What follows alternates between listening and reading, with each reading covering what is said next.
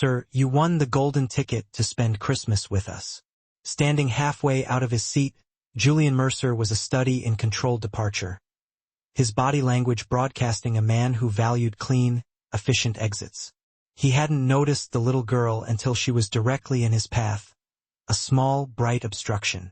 His tailored overcoat was draped over one shoulder, a final barrier against the outside world, and the steam was just beginning to dissipate from his untouched latte. His gaze was already locked on the promise of the revolving door, escape being the only item left on his mental checklist. The soft chime of the cafe door was momentarily eclipsed by her voice. It wasn't shy or overly assertive. It was infused with an absolute certainty that commanded attention. "Sir," she began, the word measured and important. "You won the golden ticket to spend Christmas with us." The musical backdrop of the cafe, the clatter of porcelain, the muffled conversations, seemed to mute instantly around their table. She delivered the invitation not as a request, but as a pronouncement of fate, speaking as if she were fulfilling a serious, predetermined duty. Julian looked down at the offering in her tiny hands. It was a thick piece of cardstock, unevenly cut, with the words written in a glittering, poorly controlled gold marker that bled slightly into the fibers of the paper.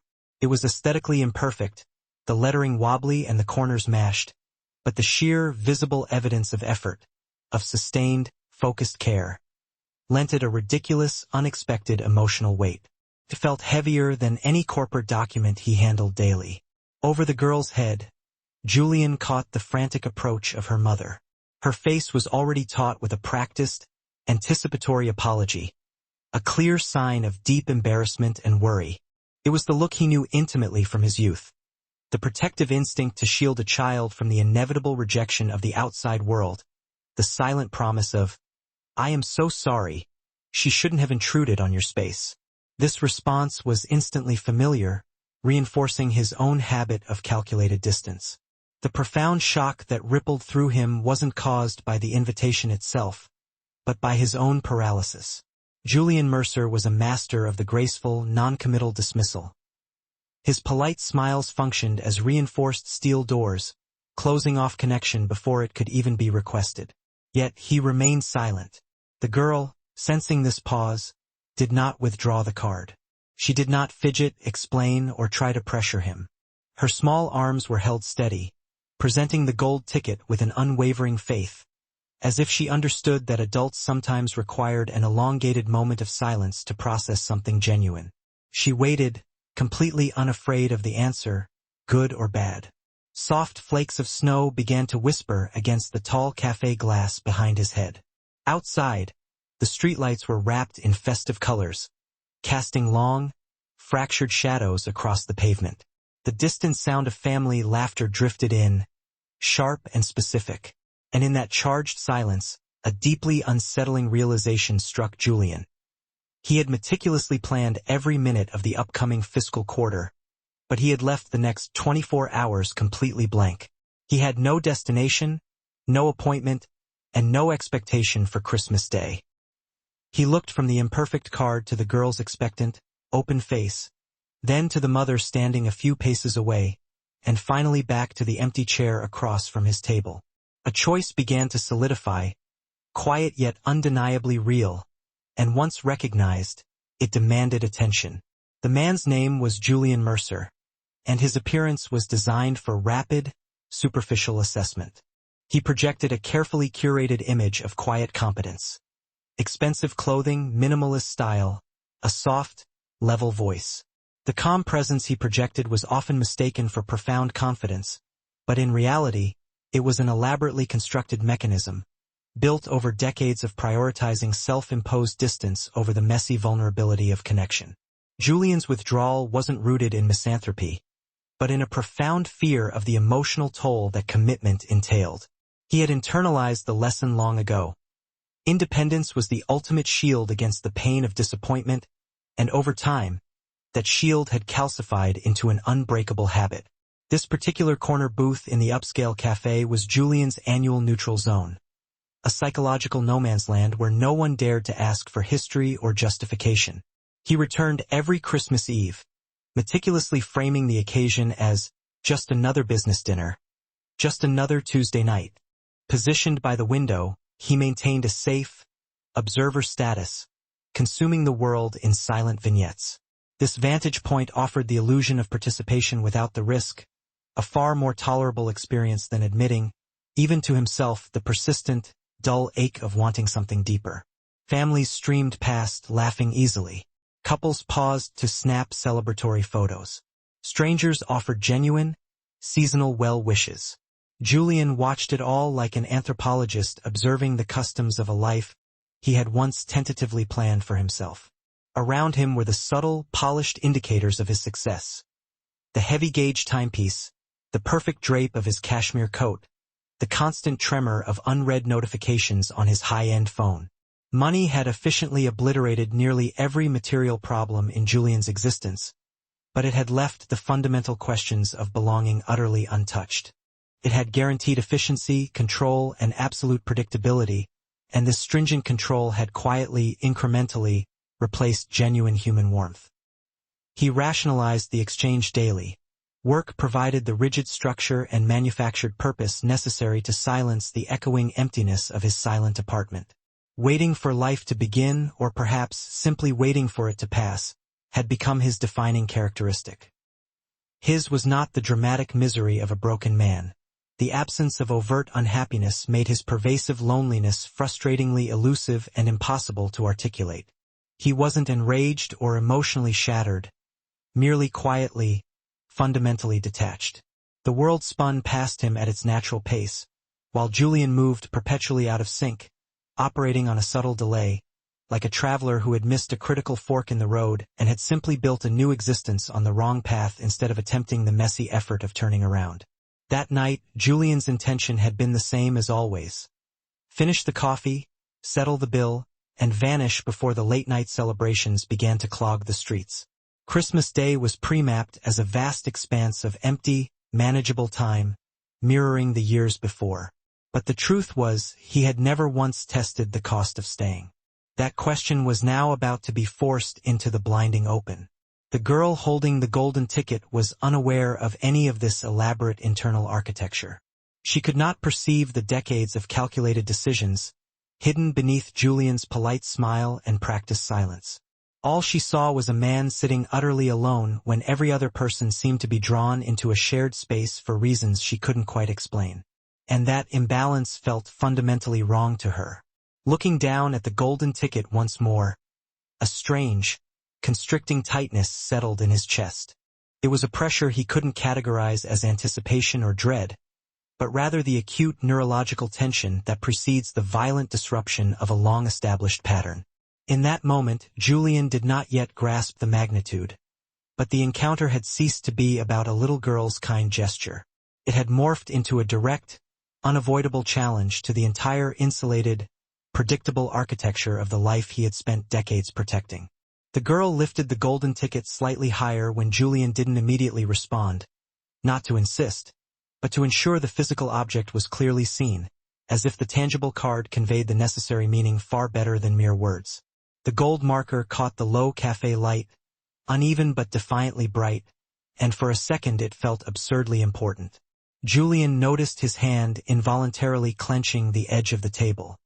He hadn't realized how completely unprepared he was to be chosen by someone who expected absolutely nothing from him in return. Elena, the mother, arrived a beat later, her breath slightly ragged, her concern radiating outward like heat. "I am so terribly sorry," she apologized swiftly, immediately pulling Maisie toward the safety of her hip. She truly didn't mean to intrude.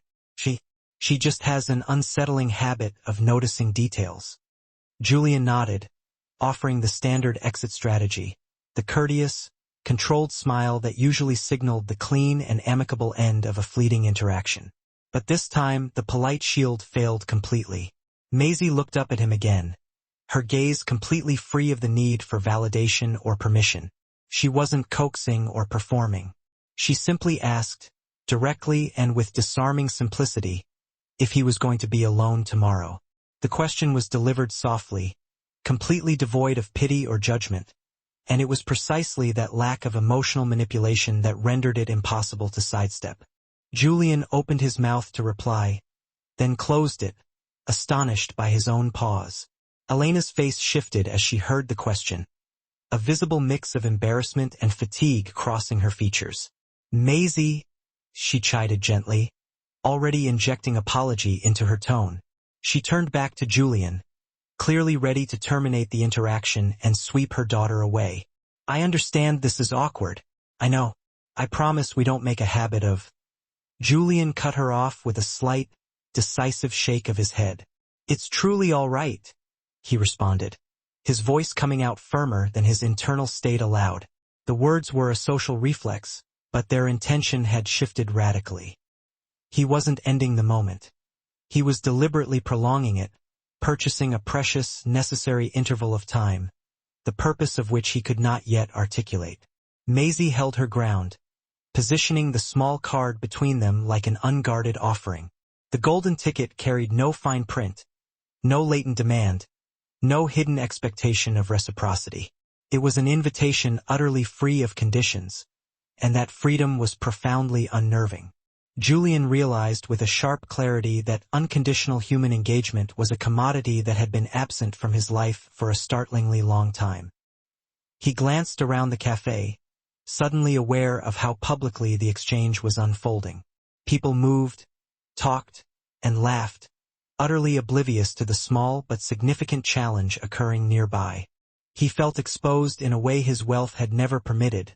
This was about presence, not status or control. Elena cleared her throat, readying herself for the final departure. We should really go, she said softly, already stepping backward.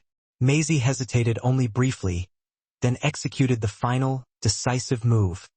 She placed the golden ticket deliberately on the polished wood of his table. She did not instruct him to take it, did not coerce him with her gaze. She simply left it, an act of pure, implicit trust, leaving the weight of interpretation entirely in his hands. As they turned toward the door, Julian stared at the card, his thoughts unusually loud and chaotic. He told himself this was negligible, just a child acting kindly, but he did not push back his chair or reach for his coat. Instead, he remained seated, watching them retreat, and for the first time that night, he wondered what might happen if he simply chose not to end things early. Julian remained fixed in his seat long after the door side shut behind the woman and the girl. The card lay before him, an incongruous splash of amateur gold on the expensive tabletop, a token that felt alien and unearned. He consciously catalogued this moment as precisely the type he had spent a lifetime circumventing, the kind that dissolved safe, professional boundaries and introduced unpredictable expectations he was entirely unequipped to manage. The deeply ingrained instinct to flee surfaced immediately, a sharp, compelling voice arguing that the predictable safety of solitude always outweighed the corrosive risk of future disappointment. But Julian's limbs refused to obey, and this bodily stasis was more deeply unsettling than the golden ticket itself.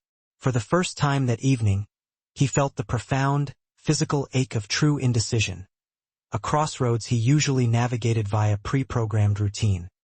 He picked up the card, the rough edges contrasting with the smooth leather of his gloves, turning it over slowly, noting the uneven texture and the careful tracing of the letters.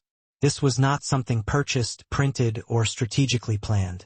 It was something constructed with time and genuine attention, which made its rejection much harder. Julian realized how exceptionally rare it was for someone to offer him anything without a prior calculation of who he was or what he could potentially provide in return. Most interactions in his life came with invisible financial or social riders attached. This one did not, and that stark absence made him uncomfortable in a way he couldn't yet articulate. As the cafe grew louder again, Julian became acutely aware of his actual degree of isolation. Not in a dramatic or tragic sense, but in the quiet, practical way that manifests when absolutely no one expects you anywhere. Christmas Day stretched ahead of him like an immense, unfurnished room. He had meetings scheduled, flights booked, and decisions waiting for the following week, but none of that structure felt grounding in this moment. What felt heavy was the realization that he had engineered his life precisely to avoid the discomfort of open time like the day coming. He focused on the girl's question, not the literal query, but the pure, non-transactional motive behind it. There had been zero curiosity about his net worth, his career trajectory, or his city residence. She hadn't attempted to solicit a favor or offer flattering praise. She had simply focused on one solitary variable. Would he be alone? As if the state of his companionship was the single, overriding metric of the world. Julian wrestled with a heavy, persistent realization. When had he stopped viewing his loneliness as a condition that could be actively altered, and begun treating it merely as a lifestyle to be efficiently managed? When he finally rose from the table, the familiar gravitational pull of his isolated apartment felt suffocatingly heavy. For the first time, leaving felt like a greater burden than the risk of staying engaged.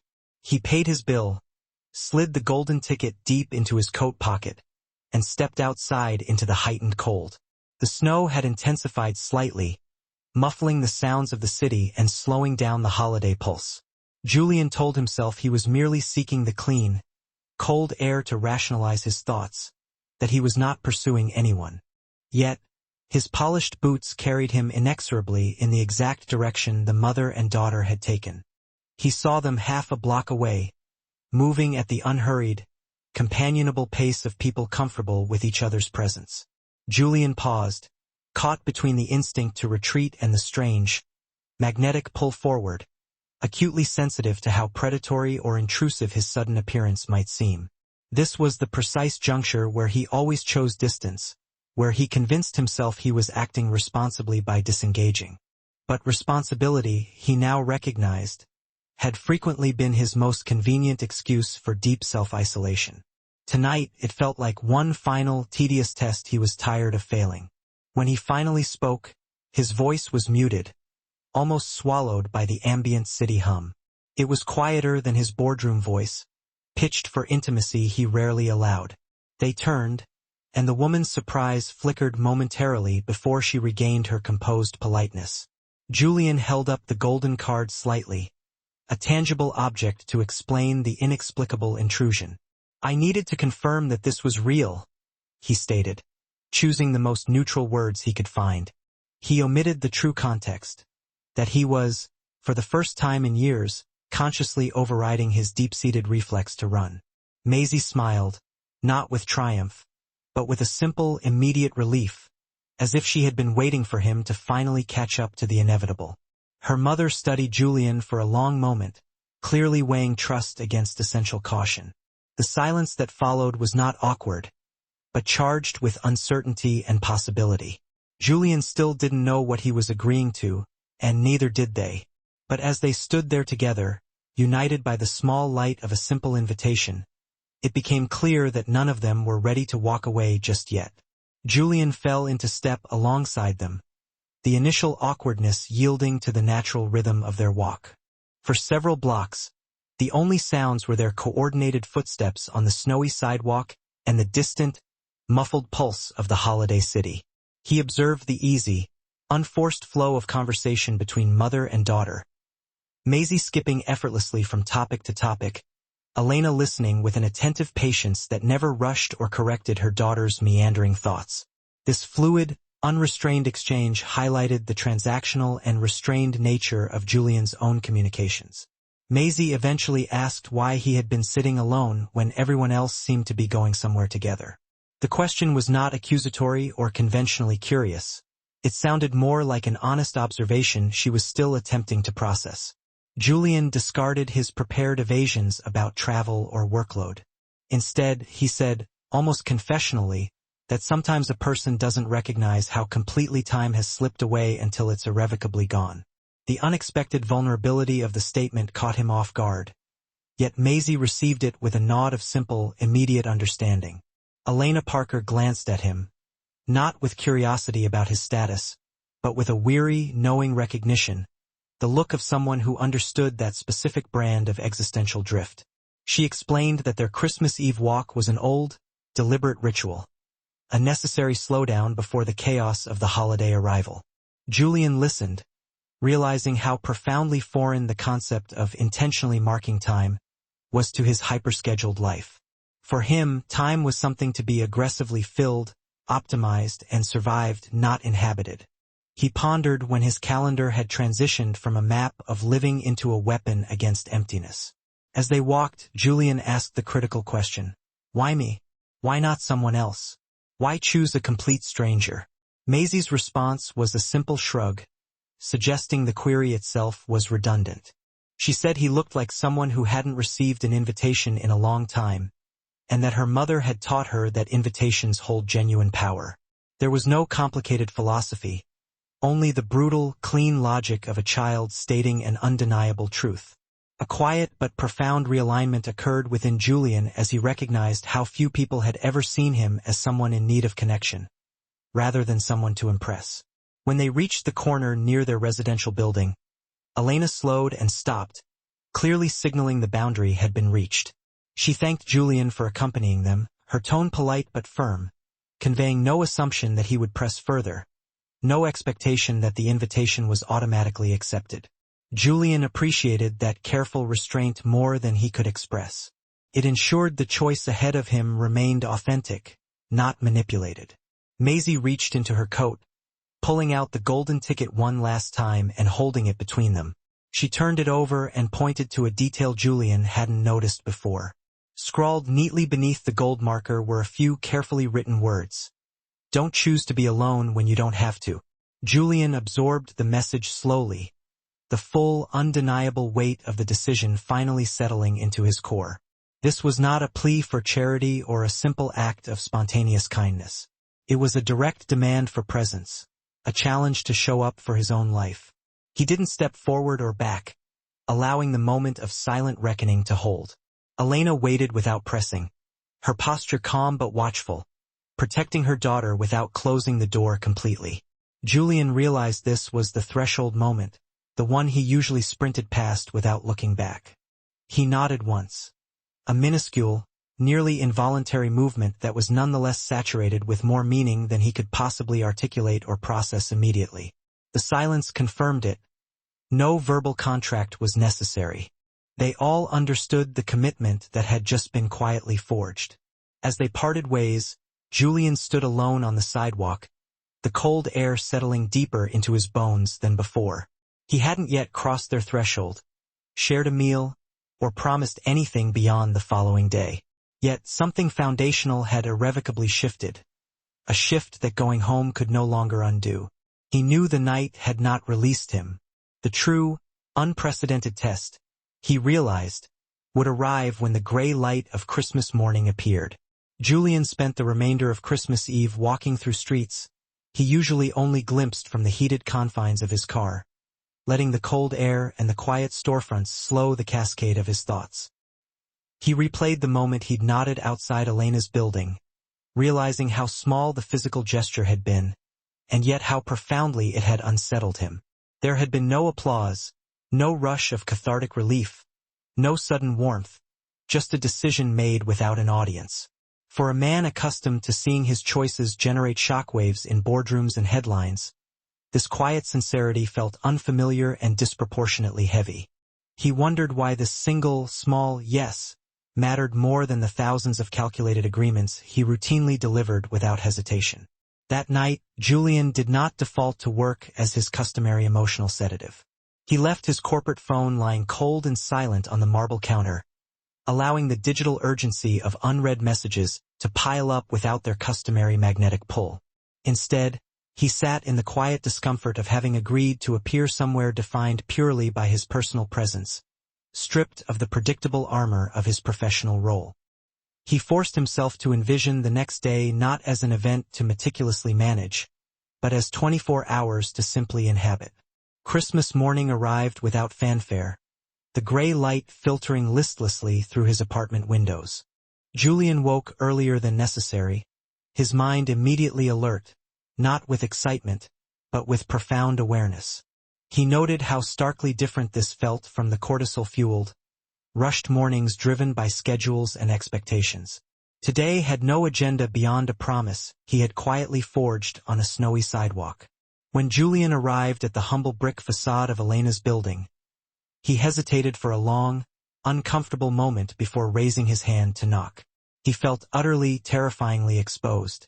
There was no corporate veneer, no professional justification, no financial context to shelter him. He was merely Julian, a man keeping a quiet promise, and the vulnerability felt like an exam for which he possessed none of the study materials. Elena answered the door with a calm, understated air, inviting him in without any effusion or dramatic surprise, treating his arrival as the most natural conclusion to the previous night. The apartment interior was exactly as he'd expected. Functional, clearly lived in, imbued with a quiet, familial warmth, devoid of any attempt to stage or impress. Maisie greeted him instantly, accepting his presence into the available space without the slightest flicker of curiosity or demand. Julian noticed how that acceptance came without curiosity or expectation. As the morning unfolded, Julian found himself performing small, almost invisible tasks throughout the morning. Carrying mugs, scraping plates, listening intently rather than speaking, following Elena's directions instead of providing strategic solutions. This was a contribution fundamentally different from the high-stakes, high-leverage contributions he was used to making, and he felt intensely awkward. Yet, this very awkwardness did not prompt his usual retreat. Instead, it served as a grounding anchor, rooting him physically in the present moment. Elena spoke occasionally about the steady rhythm of her life, her work in the community, the way her existence had settled into something predictable and manageably difficult. There was no tone of complaint in her voice, only an honest appraisal shaped by deep responsibility. Julian listened carefully, recognizing how distant this reality was from the relentless urgency that defined his own days. He understood instinctively that offering more, offering money, offering solutions was not what this moment required. As the day moved forward, Julian became intensely aware of the quiet effort it took simply to stay engaged. There were moments when retreat felt overwhelmingly easier, when the promise of silence tempted him to disappear back into his practiced self-isolation. But he stayed, noticing how each small choice to remain present built upon the last. This was not a narrative of sudden, cathartic emotional release, the kind of dramatic conversion promised in holiday films. It was steady, persistently uncomfortable, and fundamentally real. By late afternoon, the apartment had achieved a deep, shared rhythm that Julian realized he hadn't experienced since childhood. The sharp edges of his initial awkwardness had not vanished entirely, but they had softened, receding into a manageable hum, like necessary background static rather than overwhelming tension. Maisie moved freely between the rooms, completely comfortable with his looming presence, a comfort that made Julian acutely aware of how little effort she spent calculating the worth of the people around her. Elena, on the other hand, remained attentive without hovering, careful not to assume a closeness that hadn't yet been earned. Julian noticed this precise, delicate balance. It was a form of respect he valued far more than any display of overt, performative warmth. At some point, Elena offered Julian tea, suggesting it not as a formal gesture of hosting or social obligation, but simply incorporating it into the normal, unhurried flow of their afternoon. He accepted, then immediately caught himself in the old habit, waiting for the conversation to pivot, for the moment when the polite veneer would crack and turn naturally personal or revealing. That unexpected absence of pressure was a profound relief, allowing him to breathe a little easier than he had in months. They spoke instead about refreshingly ordinary things. The small frustrations of running errands, the minor inconveniences of the season, simple, realistic plans for the week ahead. Julian felt something deeply unfamiliar forming in the atmosphere around him. A sense of belonging, a quiet inclusion that existed entirely without the prerequisite of being scrutinized or analyzed. Maisie eventually pulled a chair across the table, her small legs swinging slightly beneath the wood as she openly studied his face. She asked if he always worked so much, her tone purely curious, entirely devoid of judgment or criticism. Julian paused, aware of the many complex, evasive answers his professional life had trained him to give. He chose the one that felt dangerously yet satisfyingly honest. He admitted that sometimes people keep working not because they need to, but because they simply don't know what to do when things finally get quiet. Maisie considered this admission carefully, her expression thoughtful, as if she were storing the weight of that truth away for future reference. Elena watched the exchange closely from the kitchen counter, not interrupting or trying to soften Julian's vulnerability for her daughter, but clearly aware of the meaningful, unguarded moment that had just passed between them. That quiet, powerful restraint, the choice not to comment or cushion the raw honesty, made Julian feel seen in a way that professional compliments or accolades never had. He realized he was sharing something profoundly real about his internal landscape without being asked to defend, explain, or justify it. The elegant simplicity of that moment stayed with him, anchoring him to the present. As the afternoon light shifted, deepening the shadows in the room, Julian became intensely aware of a subtle, internal decision forming inside him. It wasn't about the logistics of staying longer or leaving early, but about the quality of his presence while he remained. He recognized how effortless it would be to revert to his default setting, to mentally drift, to answer questions politely, all while maintaining the practiced safe distance he cultivated. Instead, he made a conscious choice. He leaned fully into the conversation, listening with his entire attention, responding without the usual professional calculation or strategy. That choice, small in its outward manifestation, felt like a significant emotional commitment. Elena eventually mentioned, without drama, that she hadn't planned on having anyone over for Christmas Day. There was no apology in her voice, only a statement of fact, a quiet boundary shaped by years of managing external expectations. Julian simply nodded, understanding immediately that this specific, reserved space had not been tidied or prepared for him. That realization didn't diminish his presence. Paradoxically, it made it feel more intentional, less accidental. He wasn't filling a pre-existing gap or meeting a desperate need. He was sharing the space as it naturally existed. Later, as the few dishes were cleared and the day edged closer to evening, Julian felt an undeniable shift. This wasn't the overwhelming comfort or sharp rush of happiness he'd always imagined those emotions would feel like. It was something quieter, a sturdy sense of connection built on sustained attention and respect rather than volatile emotion. He recognized it as the kind of bond that doesn't announce itself loudly or demand celebration, but the kind that asks only for steady care. When Julian finally stood to leave, the moment carried a weight far greater than he had anticipated. Maisie hugged him quickly and without ceremony, as if this easy farewell had always been a foregone conclusion.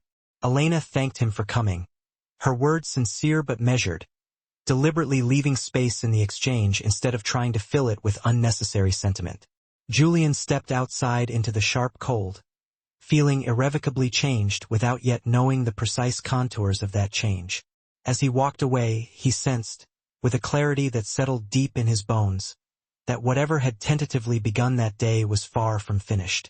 As the last remnants of evening settled in, the outside world began to intrude in small, unavoidable ways, forcefully reminding Julian that no moment exists in isolation for very long. A phone call from a demanding family member went unanswered, followed by a terse message that hinted at old tensions and expectations that had never truly disappeared. Elena noticed the subtle shift in Julian's focus, the momentary clouding of his attention, but she didn't ask what had happened.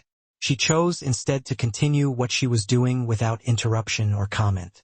That quiet respect created psychological space rather than distance, and Julian felt the immense relief of being allowed to keep something painful strictly to himself.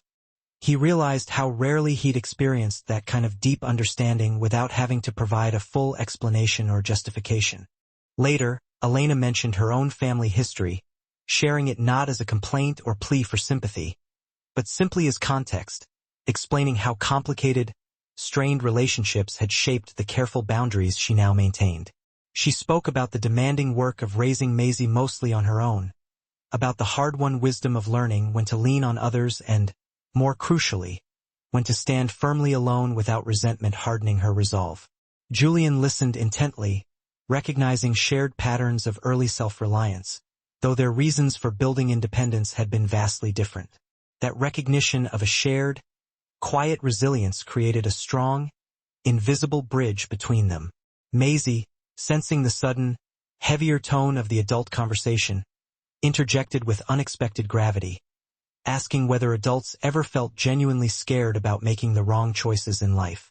The question landed gently but carried more true weight than its simple phrasing suggested, cutting through the room's established calm like a fundamental truth no one could ignore. Julian hesitated, then confessed that fear often showed up most acutely when people cared more deeply than they were willing to admit. Elena nodded, offering a crucial addition. Fear wasn't always a definitive sign to stop or retreat. Sometimes, she observed, it was merely a vital sign to slow down and pay very careful attention. Maisie absorbed this philosophy, satisfied enough to allow the conversation to subtly move on. As the night deepened, practical concerns naturally surfaced. They discussed schedules, unavoidable responsibilities, and the looming reality waiting just beyond the holiday bubble. Elena explained that the next day would return them swiftly to routine, work, school, and obligations that refused to pause for sentimentality. Julian felt a familiar, automatic urge to offer practical help, to smooth those anticipated rough edges with resources or financial solutions, and he immediately recognized it as an old, deeply ingrained reflex. He resisted it again, understanding now that real, foundational support didn't always arrive in the form of fixes or erasure. Sometimes it came simply from acknowledging limits without trying to magically undo them.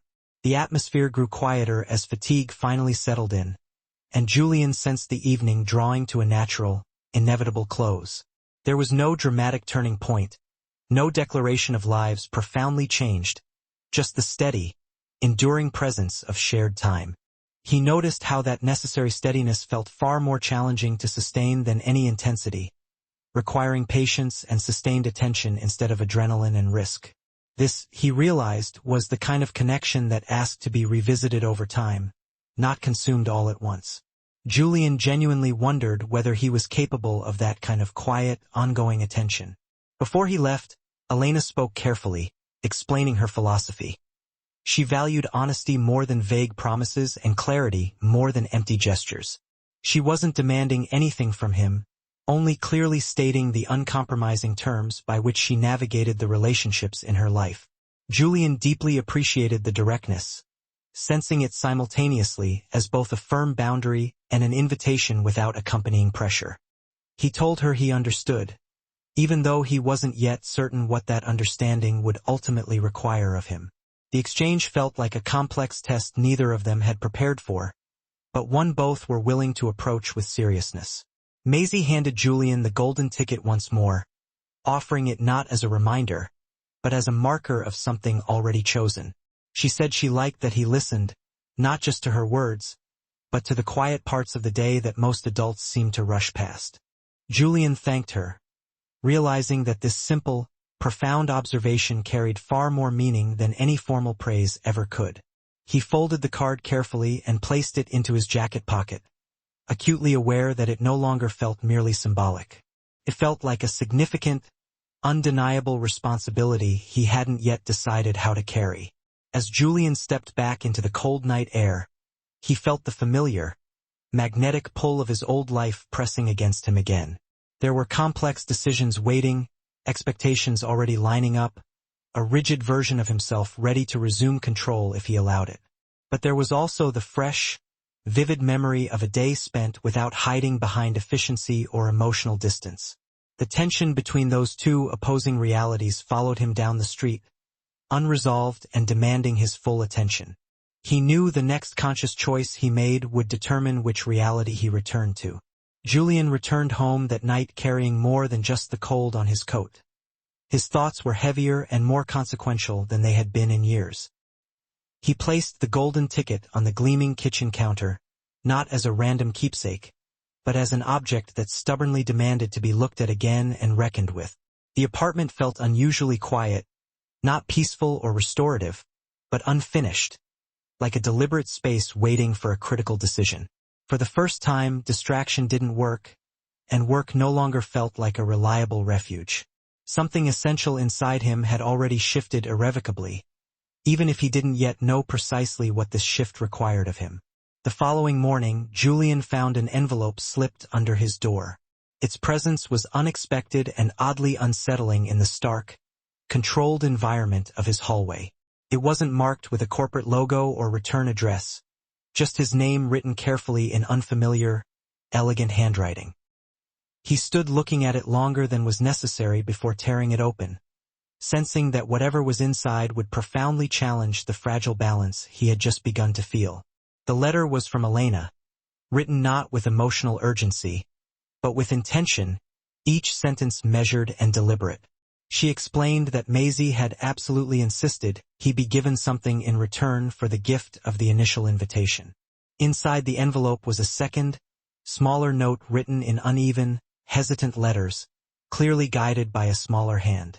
Maisie had drawn a simple picture of 3 figures sitting around a table, none of them smiling broadly, none of them overtly sad either. Above the figures, she had painstakingly written a single sentence.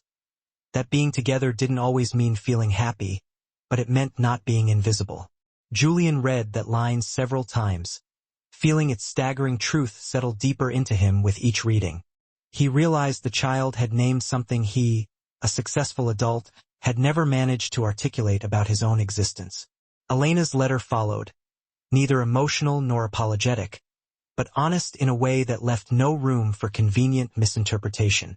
She wrote about boundaries, about why she had learned to protect her daughter carefully without closing her off entirely from the possibility of genuine connection.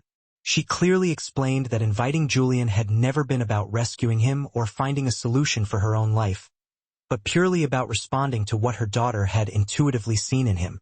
Crucially, there was no expectation attached, no request for more time, and no demand for an explanation of his future conduct.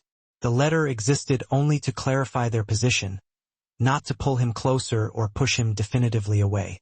Julian sat with the letter for a long time, recognizing how staggeringly rare that kind of pure, unadulterated communication was in his calculated, strategic world.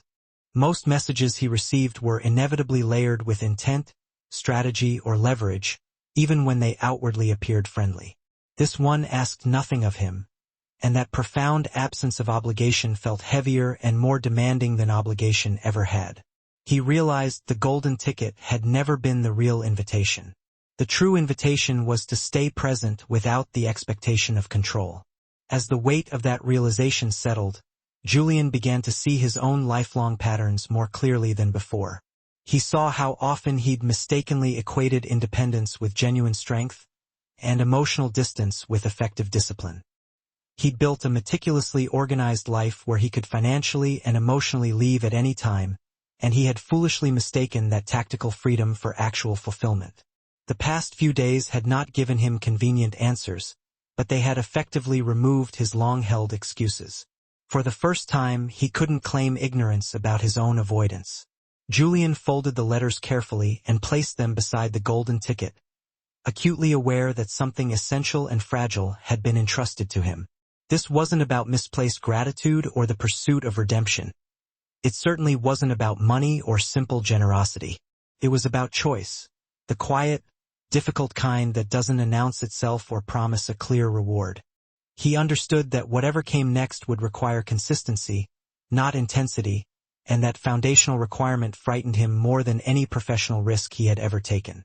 Standing by the window, Julian watched the city move through another ordinary morning.